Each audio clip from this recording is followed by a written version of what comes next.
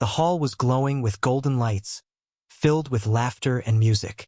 Alien nobles sat at long tables covered with rich food, meats, fruits, and shining crystal cups. Servants rushed to refill plates, and the air was heavy with pride and arrogance. But just outside the grand doors, in the cold dust of the courtyard, a little girl sat alone.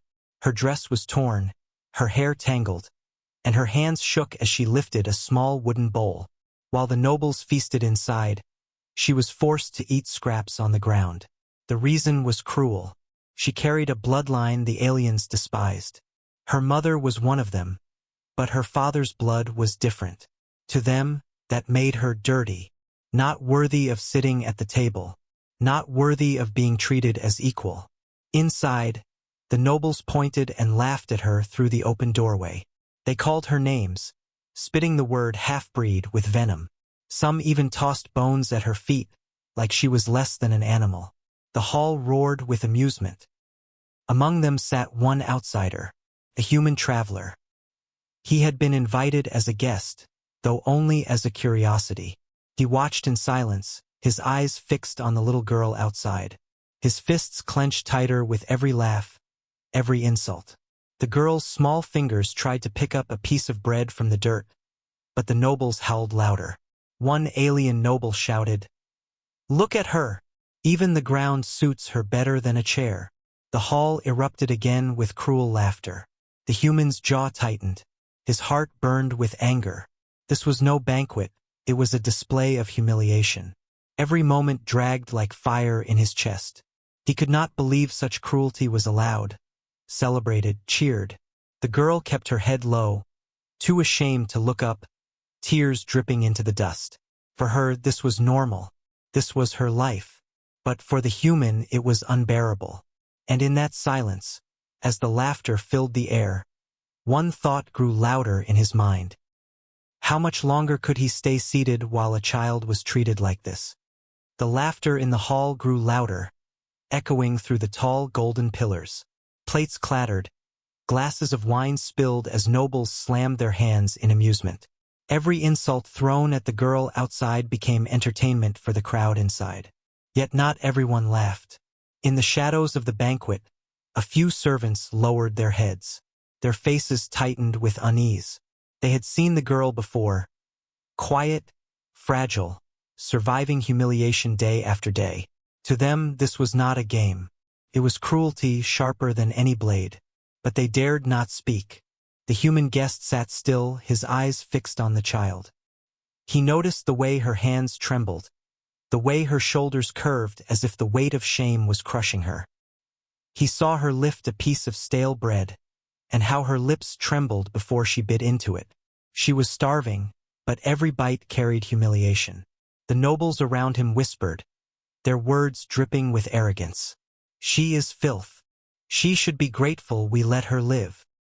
Humans are no different, weak blood, weak hearts. The words stung him, each whisper cutting deeper than a blade. They thought he was silent because he was afraid. They thought he would never dare to challenge them. But inside, his anger was growing, burning brighter with every laugh, every cruel word. One noble leaned close to another and sneered. "Watch him. The human sits still. He knows better than to interfere. Their kind are nothing." Their smirks spread like poison across the table. But the human silence was not weakness, it was building.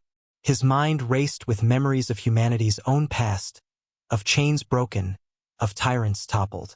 He knew too well what cruelty left unchecked could become. The girl wiped her tears with dirty hands, her voice breaking in a whisper only the night could hear. "Why am I not allowed inside? Why am I less than them?" Her question was not answered, only drowned by another wave of mocking laughter from the hall. And at that moment the human realized something. If no one stood for her, no one ever would. The hall still roared with laughter, but beneath that noise a different sound began to stir. The faint, dangerous whisper of rebellion. The golden hall shook with laughter once more, a cruel chorus that made the walls tremble.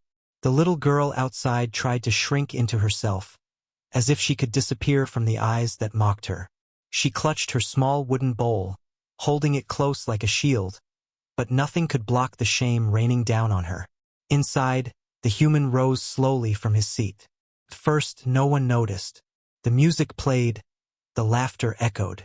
But then his chair scraped against the marble floor, cutting through the noise like a blade. Heads turned. The hall began to quiet. The human's eyes were locked on the girl.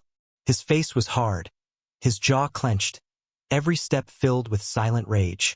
He walked past the rows of alien nobles, their jeweled eyes narrowing in confusion. Whispers replaced laughter. What is he doing? Why is he leaving his seat? Does he dare? The human stopped near the doorway, where the child sat in the dust. He looked at her trembling hands, at the scraps she tried to eat, and something inside him broke. Without a word, he turned back, picked up a silver plate heavy with roasted meat and bread, and carried it toward her. Gasps rippled through the hall. Nobles leaned forward in shock. Their golden cups froze midair. The human knelt beside the child. His hand was steady as he placed the plate before her, the richest food of the banquet now hers. His voice finally broke the silence, calm but sharp as steel. She eats with dignity, not dirt. The hall erupted. Nobles slammed fists on tables, shouting in outrage. How dare you? This breaks our law. No human has the right to challenge our ways. Guards rushed forward, their armored boots clanging against the marble floor. The air was thick with fury, but also with something else, fear. For the first time, someone had defied them openly. And it was not one of their own. It was a human. The little girl's wide eyes glistened as she looked at him, hope flickering where there had only been despair.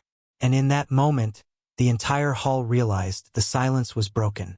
Nothing would ever be the same.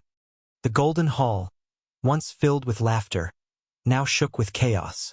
The nobles rose from their chairs, their jeweled robes swirling as they shouted over one another. Their perfect smiles twisted into snarls. What had been amusement only moments ago had turned into rage. Guards stormed forward, spears clanging as they formed a wall between the human and the nobles. Their voices thundered. Step away from the half-breed. Return to your seat, human, or bleed where you stand. But the human did not move. His hand rested gently on the child's shoulder, steadying her trembling body. His eyes burned as he looked straight into the furious faces of the nobles. She is a child, he said firmly, his voice echoing across the marble walls. And you treat her worse than an animal. Gasps filled the room. Some nobles slammed their fists against the tables. Others hissed threats under their breath. But among the servants and the younger aliens in the back, silence spread. A silence that carried something dangerous. Respect. One elder noble stood, his golden crown glinting under the lights. His voice was sharp with venom. Human, you dare insult us in our own hall? You break our ancient customs for a child of filth. The human did not blink. If your customs demand cruelty, then they deserve to be broken. The hall shook with outrage. Wine spilled, plates shattered. Nobles demanded his punishment. Some even screamed for his execution. Yet for every voice calling for his death, another voice fell silent. Ashamed, conflicted, doubting. The little girl looked up at him with wide eyes, unable to believe what she was hearing. No one had ever defended her. No one had ever stood between her and their cruelty. Until now. And while the nobles shouted, something more dangerous began to spread across the hall. A spark of rebellion, fanned by the courage of a single human. The guards raised their weapons, the nobles raised their voices, but in that moment it no longer mattered. The hall had changed forever. The seed of outrage had been planted. The storm inside the banquet hall grew fiercer with every heartbeat. Nobles pounded their fists against the tables, their jeweled rings clashing like thunder. The guards stepped closer, spears raised, their armored boots thundering across the marble floor. The human stood tall, unflinching, the little girl still at his side. His shadow stretched across the floor, small compared to the towering aliens, but his presence filled the hall like fire. Seize him! the crowned noble roared, his voice cutting through the noise. "Chain him for his insult. Let every world know what happens to those who defy us." The guards moved in, but the human did not flinch. Instead, he stepped forward, his voice ringing out, firm and unshaken. "You call this tradition," he said, pointing at the girl. "But it is nothing more than cowardice dressed in gold. You fear what is different, so you crush it. You fear what you cannot control, so you call it dirty." The nobles spat in fury. "Silence him!" One shouted. "His tongue drips poison." But the human's words were louder than their threats.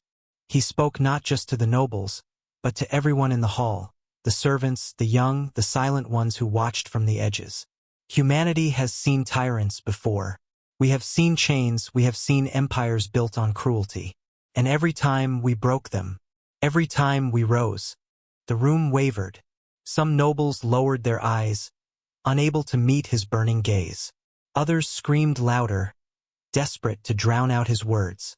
The little girl gripped his hand, her tears drying into a look of fragile hope. For the first time, she saw someone speak against the cruelty she had been forced to endure. For the first time, she was not alone. The human's voice sharpened, like steel drawn from a scabbard. "You call her weak, but I see strength. You call her shame, but I see future. And if one child frightens an empire, then perhaps your empire is weaker than you admit." The hall exploded again. Outrage clashed with doubt, tradition clashed with shame. The guards hesitated, caught between orders and the weight of his words. For the first time in centuries, their beliefs were not unshaken. For the first time, they trembled.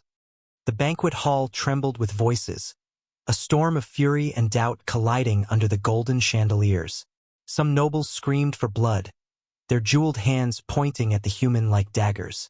Others shifted uneasily in their seats, their eyes darting between the child and the man who now stood unbroken before them. The crowned noble slammed his staff against the floor, the sound cracking like thunder. "Enough!" he roared, his voice shaking the very air. "This human defile our traditions. This child stains our bloodlines. End this here. Strike him down." The guards closed in, their spears aimed at the human's chest. The girl clutched his sleeve, her small body trembling. For a moment, the world seemed to hold its breath. But then something unexpected happened. One noble, younger than the rest, slowly rose from his seat. His voice was uncertain but firm enough to be heard. "Is it defiance?" he asked. "To show mercy to a starving child? Is it shameful to see worth in her life?" Gasps echoed across the hall. All eyes turned to him. His father, a senior noble, glared with fury. "Sit down. You disgrace our name." But the young noble did not sit. He placed a hand on the table, his chin lifted in quiet defiance. Then another voice joined him. A servant from the corner whispered, "He is right." The words were soft, but they carried weight. The silence that followed was heavier than the rage. The guards hesitated, their grips on their spears loosening. Their eyes darted to one another. Strike or stop? The command was clear, but their hearts wavered. The human stepped forward, his voice steady. "You see it now. Your empire is not unshakable. A single truth can break it. A single act of courage can divide it." The hall had split. Half stood burning with fury, clinging to their old traditions like armor. The other half sat in silence, their eyes lowered, shame curling around them like chains. For the first time, the empire's voice was not one. It was many, broken, divided, and in that fracture, change had begun.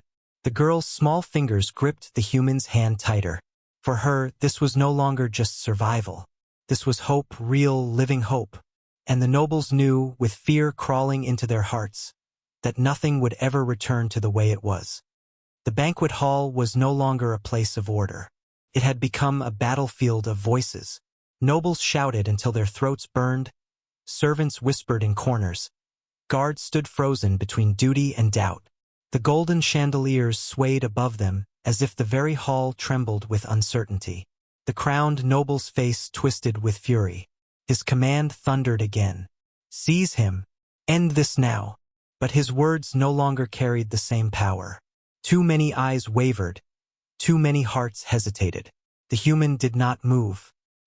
He stood calm, the little girl at his side, her head no longer bowed. She looked around the hall, at the nobles who once mocked her, now divided and afraid. For the first time she felt taller than their golden thrones. The guards stepped forward, but their pace faltered. One lowered his spear, then another. Their hesitation spread like wildfire, faster than any command could stop. The order to strike had been given, but the will to obey had crumbled.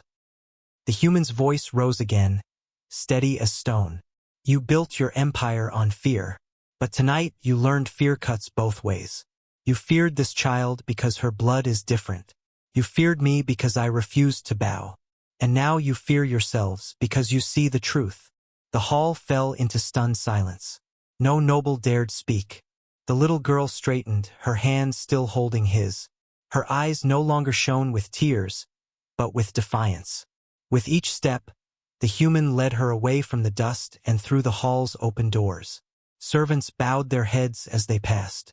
A few nobles, silent and ashamed, turned their faces from the child they had mocked.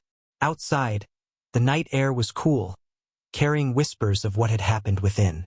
And those whispers spread fast. Through the streets, through the city, across the empire.